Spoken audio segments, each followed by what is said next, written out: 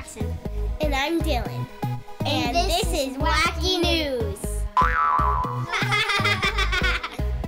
Welcome to Wacky News. My name is Dylan. This is a podcast for kids, about kids, and presented to you by kids. My brother Jackson and I will share neat stories every week for you to discuss with your friends on the school bus, during lunch, or whenever you want. Hey guys, it's me, Jackson. Happy Monday. Well, actually, you'll be listening to this on Monday, but I'm actually recording it on Saturday. Dylan is at a sleepover, so we have a surprised guest host, my cousin Jana. Hi, everyone. Jana is 13, and in a couple of months, she will be the host of Podcast Playground's third podcast called When I Grow Up.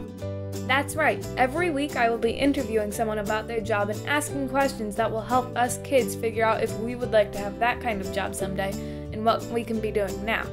Awesome. I can't wait to listen to the show when it launches. In the meantime, let's see how we do with this show. I'm excited. The Wacky News Machine always finds the coolest stories. Yeah, it totally rocks. What do you have for episode 16, Wacky News Machine? So that's how it works. Let's see what we have here. My, what big yawns you have. Not a whole lot is known about yawning. We always joke that yawns are contagious. They totally are. The second someone yawns around me, the next thing I know, I yawn too. And we know that people usually yawn when they're tired or bored.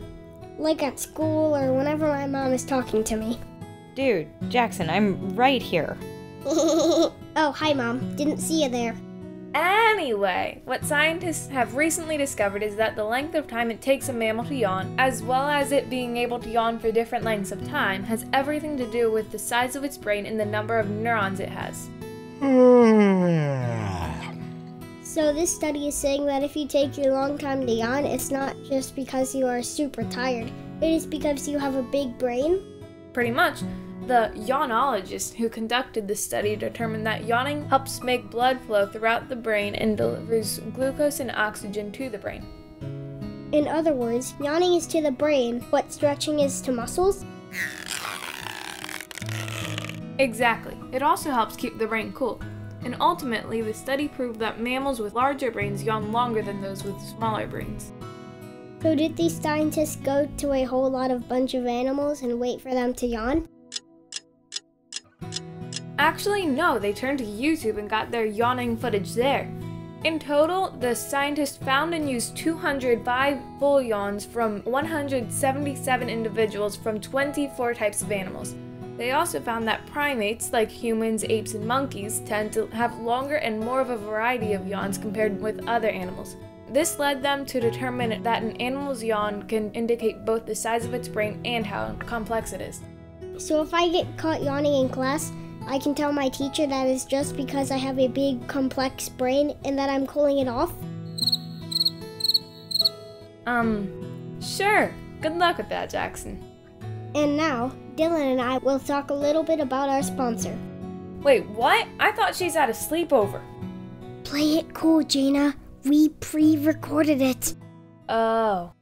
Music for More is a really great charity organization that launched in 2009 with the goal of helping schools that don't have enough money or instruments to offer students a music program.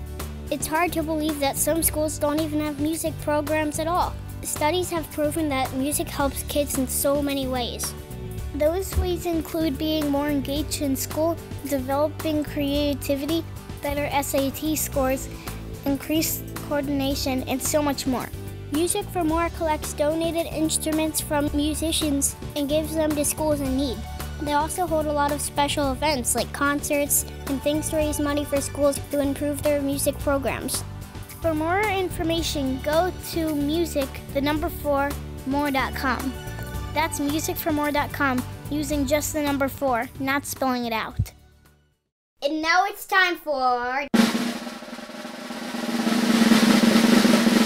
Wacky Jokes! Why did the man dump ground beef on his head? He wanted a meteor shower. Why did Santa have to cancel karaoke? Because there were too many elvish impersonators. What do cats eat for breakfast? Mice Krispies. What did the grape say after the elephant sat on it? Nothing. It just let out a little whine. What do calendars eat? Dates. How does the man in the moon cut his hair? Eclipse it. All right, everyone. Thank you so much for listening to episode 16 of Wacky News. And thanks so much for letting me guest co-host.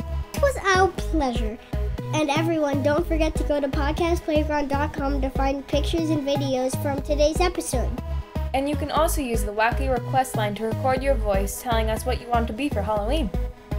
Yeah, Dylan and I will play the recordings on the future episode of Wacky News. That's it for today, guys. See you on Wednesday.